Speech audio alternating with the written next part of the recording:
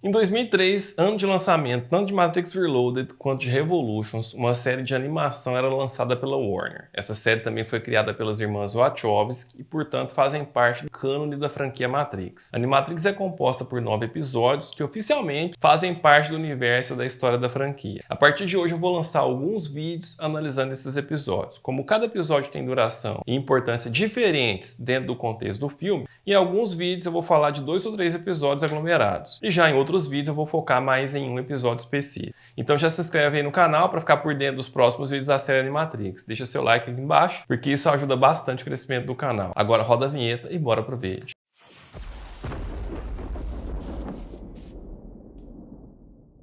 Fala gente, Márcio aqui da Antessala Cinema e Vídeos. Se você é novo por aqui, seja muito bem-vindo. Aqui eu posto vídeos semanais sobre filmes e séries, então se ainda não é inscrito, já aproveita para se inscrever e ativar as notificações para ser avisado sempre que eu postar um conteúdo novo. E se você já é inscrito, meu muito obrigado pela sua presença por aqui. Dito isso, bora para o conteúdo do vídeo de hoje. Animatrix é uma animação que foi lançada entre o primeiro e o segundo filmes da franquia, ou seja, a animação foi lançada depois de Matrix e antes de Matrix Reloaded. Essa animação envolveu vários diretores que foram selecionados de acordo com a temática de cada episódio. E é perceptível isso quando a gente analisa cada um dos episódios. Dá pra ver que cada um deles tem grandes diferenças, tanto de histórias quanto de estilo de animação. A não ser o episódio O Segundo Renascer, que é dividido em 2 partes, cada um dos episódios pode ser assistido independentemente, sem uma ordem cronológica. Então cada episódio é único e exatamente por isso, alguns acabam se destacando mais do que outros. Mas independentemente disso, a qualidade de cada um deles é excelente. A animação realmente consegue expandir o universo dos filmes. Alguns episódios fazem relação direta com os filmes, inclusive sendo citado neles e tendo personagens comuns, como por exemplo o episódio que se chama Era Uma Vez o Garoto e o episódio que se chama O Último Voo de Osiris. Também temos outros episódios que simplesmente servem para acrescentar um conceito novo que não faz tanta diferença na história. Mesmo assim é uma experiência muito legal conhecer esses novos conceitos. Vemos exemplos disso no episódio Recorde Mundial e no episódio Além da Realidade. Um dos melhores, se não o melhor episódio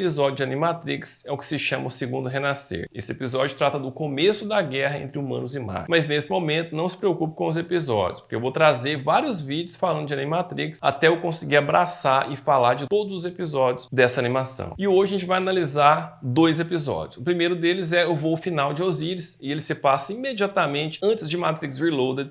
E, inclusive, a nave Osiris é citada no filme.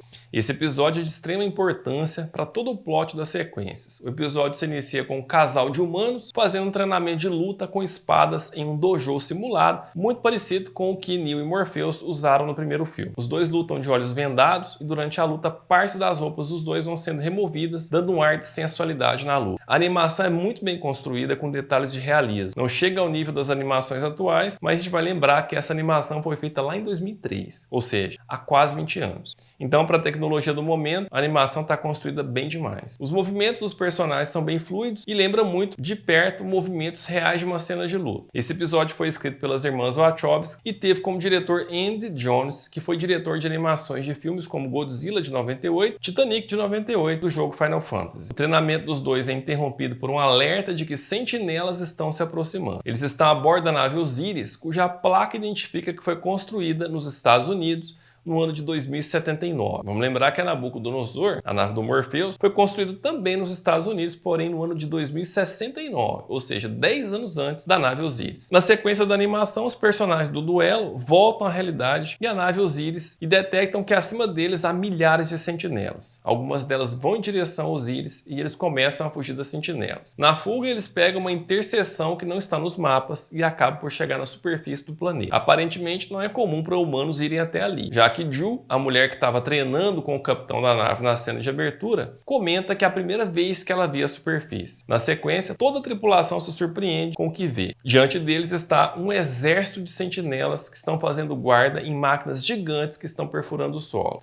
O capitão logo se dá conta de que 4 quilômetros abaixo daquele local encontra-se Zay. Quase que imediatamente, um enxame de sentinelas vem de encontro à nave e inicia-se uma perseguição. Enquanto isso, os dados que a nave coletou das máquinas de escavação são compilados em uma fita virtual dentro da Matrix. O capitão opta por, ao invés de fugir, se manter na área em que é possível fazer a transmissão pirata para entrar na Matrix e mandar os dados para a resistência através dela. Enquanto os outros tripulantes estão ou pilotando a nave ou na nas torres de tiro conseguindo o maior tempo possível, Jill se despede do seu par romântico e, correndo contra o tempo, entra na Matrix para entregar os dados à resistência e poder dar uma chance para se montar uma defesa de Zion. Pouco depois dela chegar ao seu objetivo e colocar a fita na caixa postal, a nave é derrubada pelas máquinas e destruída, matando todos os seus tripulantes, inclusive Jill, que estava dentro da Matrix. Matrix Reloaded começa imediatamente após os fatos de o voo final de Osiris, com a resistência discutindo os planos para a defesa de Zion. Inclusive o comandante Locke cita Osiris falando que seus dados foram confirmados e que as máquinas alcançariam o seu objetivo em algumas horas. A missão de Osiris foi crucial para todos os acontecimentos de Reloaded e também de Revolutions. Seguindo ali a ordem dos episódios, eu teria que falar agora do segundo Renascer, parte 1. Mas como os episódios não são uma sequência um do outro, eu vou pular para o episódio 4, que assim como o voo final de Osiris, influencia diretamente em Matrix Reloaded e também em Revolutions. E no mais também porque o segundo Renascer é tão bom que precisa de um vídeo especial só para ele. A gente pula então para o quarto episódio, que é chamado Era Uma Vez um Garoto. Esse episódio foi escrito pelas irmãs Wachowski e dirigido por Shinichiro Watanabe, o mesmo diretor de Cowboy Bebop. O episódio começa com o sonho do garoto caindo de um prédio. Quando ele acorda, vai para o computador e começa a digitar. Alguém me diga, porque tudo parece mais real quando eu sonho do que quando eu estou acordado. Como saber se meus sentidos estão mentindo? Ele recebe uma resposta que diz: há alguma ficção na sua verdade e alguma verdade na sua ficção. Para saber a verdade, você vai ter que arriscar tudo. Ele pergunta com quem está falando, mas não recebe uma resposta. A gente descobre com o decorrer da animação que a pessoa com quem ele estava conversando era nada mais, nada menos que Neo, que depois dos acontecimentos de Matrix, agora esquadrinha a simulação em busca de pessoas que rejeitam o sistema, assim como ele rejeitava, para poder libertar essas mentes. Uma pequena observação sobre esse episódio é que a animação é completamente diferente do primeiro. O primeiro tinha um estilo 3D realista, já esse se aproxima muito mais de um típico anime japonês. A qualidade da animação desse episódio é bem inferior ao primeiro. Enquanto ele está na sala de aula, tem uma cena do professor escrevendo no quadro com giz, enquanto o garoto escreve coisas completamente diferentes em seu caderno. Durante a aula ele recebe uma ligação e após uma bronca do professor ele desliga o celular, mas mesmo assim o celular volta a tocar. Então o garoto resolve atender. E para sua surpresa era Neo ao telefone falando: eles sabem que você sabe e estão indo atrás de você. Caia fora agora. Quando o garoto olha pela janela, ele vê um carro preto parando na frente do colégio com agentes saindo de dentro do carro. Após pensar por alguns poucos segundos, ele resolve fugir. Ele passa em seu armário, pega o skate e vem aí a cena de perseguição que todo Matrix tem. Em determinado momento, ele pula a janela e começa a subir o terraço. Quando chega no topo, se depara com agentes, percebendo que está cercado, ele tem um momento de contemplação e depois de proferir as palavras Neo, eu acredito, ele se joga no topo do terraço, assim como a cena de abertura. Então a cena corta para uma lápide onde diz: Karl Popper, amado filho, descanse em paz, dando a entender que ele morreu. E olha que interessante, gente, Karl Popper é o nome de um filósofo, hein?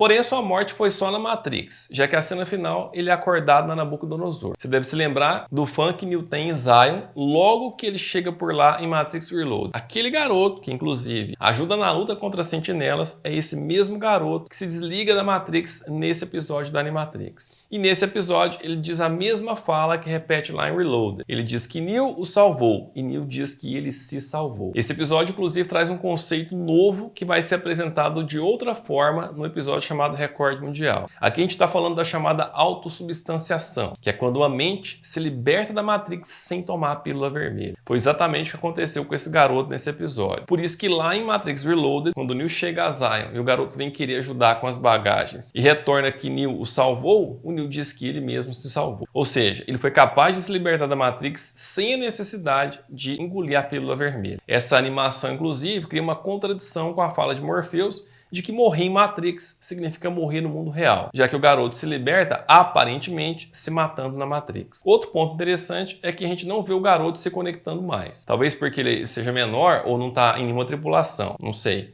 Mas tem teoria dizendo que pela forma que ele se libertou, ele não conseguiria mais se acessar a Matrix, já que a sua imagem digital teria morrido lá dentro. De qualquer forma, tá aí algo legal que poderia ter sido explorado em Matrix 4, mas não foi. E agora a gente jamais vai saber alguma coisa sobre isso, já que Matrix Resurrections cuidou de sepultar de vez a franquia nos cinemas. Bom, gente, eu vou ficando por aqui, espero que você tenha gostado desse vídeo. Se você gostou, deixa seu like, compartilha o vídeo, me ajuda a fazer esse canal crescer cada vez mais. Aproveita para me contar aí nos comentários o que você achou dessa análise. Alguma coisa do que eu disse fez sentido para você? Comenta aí embaixo.